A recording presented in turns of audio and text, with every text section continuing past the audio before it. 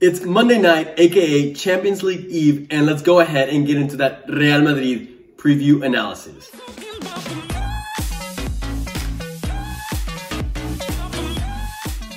What's up, guys? Welcome back to El Merengue Culé. We recently recorded a video in which we did our group stage predictions for obviously the Champions League 2020-2021. So we're about to upload that. If you have, we probably already uploaded it by now. If you haven't seen it, make sure you go check it out. However, for today, we're gonna be talking about Real Madrid's crucial game against Borussia Monchengladbach tomorrow, Tuesday. And guys, obviously we lost our first game to Shakhtar 2-3, and the sensations were not good. However, the recent victory against Barcelona has lifted all morale in the team, in the club, obviously the players, Zidane, everyone, all around. We're feeling a lot more positive. And obviously we want to carry these sensations, run away with all these feelings into this game. I think it goes without saying that Real Madrid are going to come out there focused. I usually say that is probably one of this Real Madrid's team's biggest downfalls, the lack of going into a game focused, which allows them to concede goals early, and then they always find themselves in a game where they just have to chase for the goals. So I think they know the importance, they know the severity of this game, they know that they're coming from a loss in the match day number 1.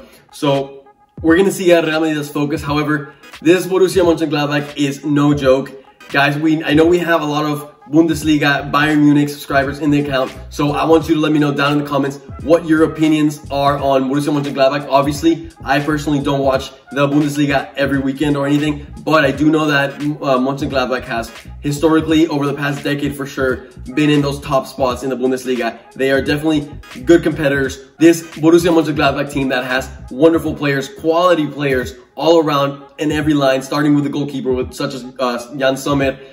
They have players like Stindl, Mark Thuram, Kramer, Hoffmann, quality German players, and they have for sure potential to do some damage on this Real Madrid team if they don't go out there focused. However, Real Madrid has enough quality themselves to take down this German team. A Monchengladbach team that nearly beat Inter in their debut of the Champions League in match day number 1. They were up 2-1, and they left Inter left it late with a Romelu Lukaku goal to tie it up 2-2. So Monchengladbach could easily have 3 points in the bag. However, after seeing the highlights and seeing some summaries from that game, I feel like Inter definitely dominated the game a little more.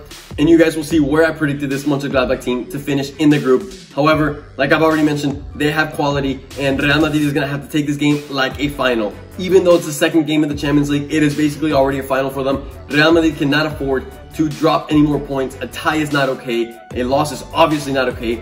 We can only get the win out of this because the games against Inter are only going to get tougher. However, let's go ahead and jump onto Real Madrid and probably the biggest news coming into this game. And yes, guys, out of nowhere, Eden Hazard is in the call-up, in the call sheet, and we're going to be seeing him. However, personally, I don't think he's going to be playing this game. He has probably practiced 2 to 3 days and barely practiced with the actual squad itself. I think if he does go in, it's gonna be on a scenario that Real Madrid has a pretty good lead on the team. But guys, I would not expect him to be there. However, it's good to have him back. It's good for him to start getting some practice with his actual team. So love to see that. On top of that, other good news is that Fede Valverde made it into the game as well. He obviously went out injured against Barcelona, but it turned out to just be kind of like, I think he was a little bit dizzy or something. That's why he had to go out. It was a little concerning because he was crying. However, that looks to be okay. With that being said, let's go ahead and jump onto the potential Real Madrid starting lineup. And guys, as you know, predicting Zidane lineup is nearly impossible. I think I've predicted one ever since opening the account. So this is going to be pretty tough. But Zidane will definitely want to line up with one of his stronger sides, as like I've already mentioned before, the importance of this game. In goal, I think we're for sure going to be seeing Thibaut Courtois. He's having an amazing season so far, probably the best player of the season yet.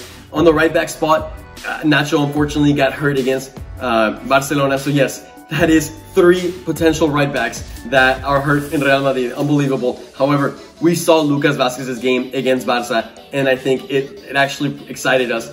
I personally have said it before, I don't like him at right back too much. However, if he plays like he did against Barca, I have absolutely no problem. So I think we will be seeing Lucas Vázquez on that right back spot. In the center back, I think Sergio Ramos is a shoe-in.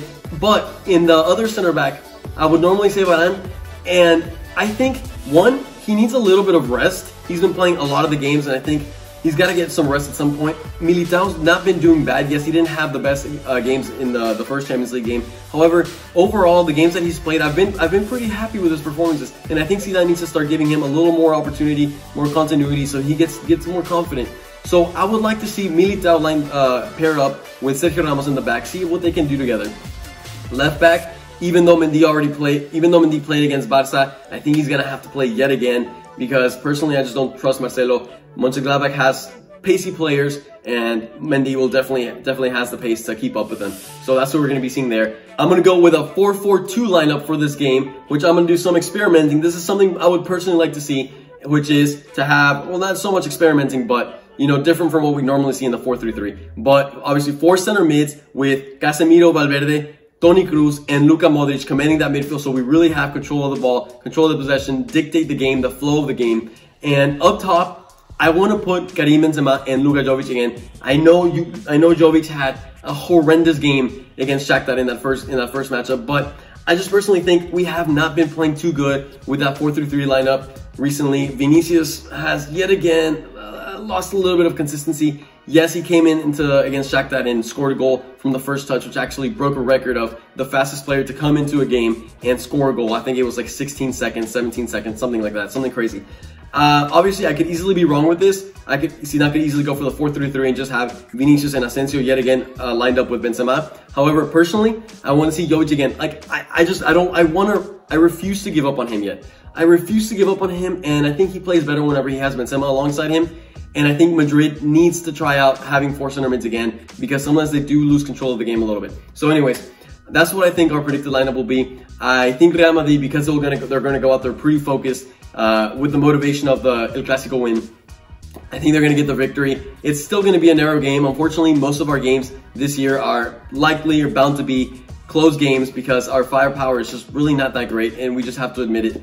So I think we're going to be winning 2-1 and then get a goal towards the end of the game, similar to El Clásico. So yes, I'm going to put a final score of 3-1 against Borussia Monchedglacbach in Germany. Guys, we have a lot of German subscribers. I really want to hear y'all's input on this. Obviously, y'all know Monchengladbach a lot better than I do. As always, I want you to also let me know in the comments your score prediction for a potential shout out in that post-game analysis video. So I will be seeing you guys tomorrow. You guys know the drill. I always expect y'all to have a wonderful day. And of course, a la Madrid.